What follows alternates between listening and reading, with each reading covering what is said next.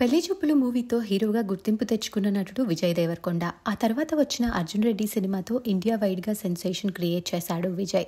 గీతా గోవిందం, dear comrade, లైగర్ ఇలా back to back movies తో అలరిస్తున్నాడు. త్వరలో ఫ్యామిలీ స్టార్ మూవీతో ప్రేక్షకుల ముందుకు రాబోతున్నాడు విజయ్ దేవరకొండ.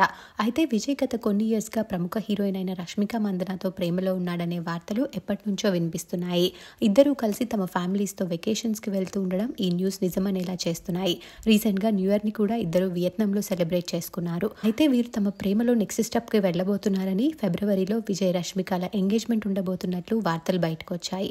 ఈ న్యూస్ పై ఇన్ని రోజులు సైలెంట్ గా ఉన్న విజయ్ ఎట్టకేలకు ఓపెన్ అవుతూ అసలు విషయాన్ని చెప్పేశారు. నేను ఫిబ్రవరిలో ఎంగేజ్మెంట్ కానీ పెళ్లి కానీ చేసుకోవట్లేదు. మీడియా నన్ను ప్రతి 2 సంవత్సరాలకు పెళ్లి చేసుకోవాలని ఆశిస్తుంది. ఈ రూమర్ ని ప్రతి ఇయర్ నేను వింటూనే ఉన్నాను.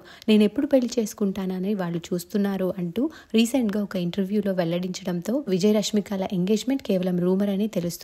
విజయ్ కామెంట్స్ ప్రస్తుతం సోషల్ మీడియాలో వైరల్ అవుతున్నాయి.